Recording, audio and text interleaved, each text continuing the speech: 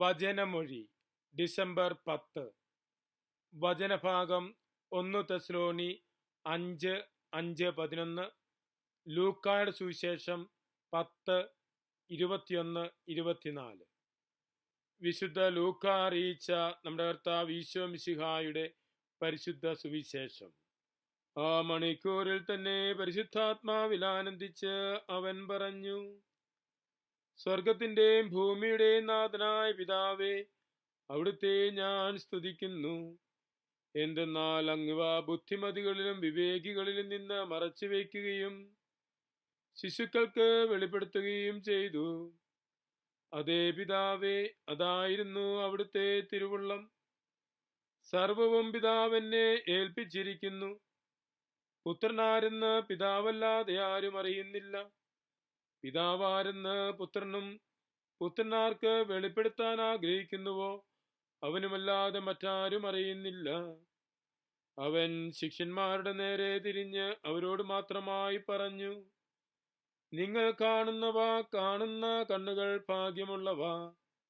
കാരണം ഞാൻ പറയുന്നു, അനേകം പ്രവാചകന്മാരും രാജാക്കന്മാരും നിങ്ങൾ കാണുന്നവ കാണാൻ ആഗ്രഹിച്ചു, എങ്കിലും കണ്ടില്ല. നിങ്ങൾ കേൾക്കുന്നവ കേൾക്കാൻ ആഗ്രഹിച്ചു, എങ്കിലും കേട്ടില്ല. ഈശോയിൽ സ്നേഹമുള്ളവരെ, നാം ഈ ദിവസങ്ങളിൽ ഈശോ മിശിഹായുടെ മനുഷ്യാവതാരത്തെക്കുറിച്ച് കൂടുതൽ ചിന്തിക്കുകയും ധ്യാനിക്കുകയും ചെയ്യുന്ന അവസരമാണ്. ഇന്ന് സുവിശേഷത്തിലും ഈശോയുടെ മനുഷ്യാവതാരത്തിൻ്റെ ലക്ഷ്യമാണ് പറയുന്നത്: പിതാവിനെ വെളിപ്പെടുത്തുക.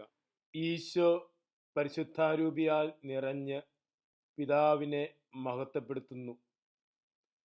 പിതാവിൻ്റെയും പുത്രൻ്റെയും പരിശുദ്ധ റൂഹായുടെയും സാന്നിധ്യം തിരുവചനം സാക്ഷ്യപ്പെടുത്തുന്ന ഒരു വചനഭാഗമാണ് ഇത്. പിതാവിനെ ഈശോ മഹത്വപ്പെടുത്തിയത് ദൈവിക രഹസ്യങ്ങൾ വെളിപ്പെടുത്തിയതിനെ ഓർത്താണ്. വിവേകികളിൽ നിന്നും ബുദ്ധിമാന്മാരിൽ നിന്നും മറച്ച് ശിശുക്കൾക്ക് വെളിപ്പെടുത്തിയതിനെ ഓർത്ത് ഈശോ മഹത്വപ്പെടുത്തുന്നു. ദൈവിക വെളിപാടുകളുടെ പൂർണ്ണത ഈശോയാണ് നൽകിയത്. ഈശോ നൽകിയ വെളിപാട് സ്വീകരിച്ച സമൂഹത്തെയാണ് ശിശുക്കൾ എന്ന് വിളിച്ചിരിക്കുന്നത്.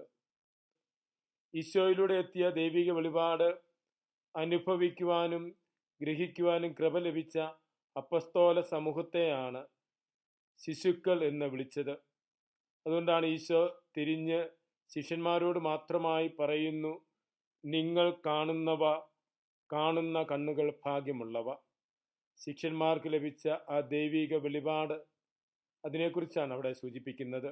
സ്ലീഹന്മാർ കൈമാറിത്തന്ന വിശ്വാസമാണ് പിതാവും പുത്രനും പരിശുദ്ധ റൂഹായുമായി പ്രത്യേക ദൈവത്തിലുള്ള വിശ്വാസം. ആ വിശ്വാസം ഏറ്റുപറഞ്ഞ് ജീവിക്കുന്നവരാണ് നാം ഓരോരുത്തരും. പിതാവും പുത്രനും പരിശുദ്ധ റൂഹായുമായ പ്രത്യേക ദൈവത്തിലുള്ള വിശ്വാസം ഏറ്റുപറയുന്നതിനും പ്രഘോഷിക്കുന്നതിനും ആ വിശ്വാസത്തിൽ ആഴപ്പെടുവാനുള്ള കൃപ നമുക്ക് പ്രാർത്ഥിക്കാം. മിശിഹ നമ്മെ അനുഗ്രഹിക്കട്ടെ. ആമേൻ.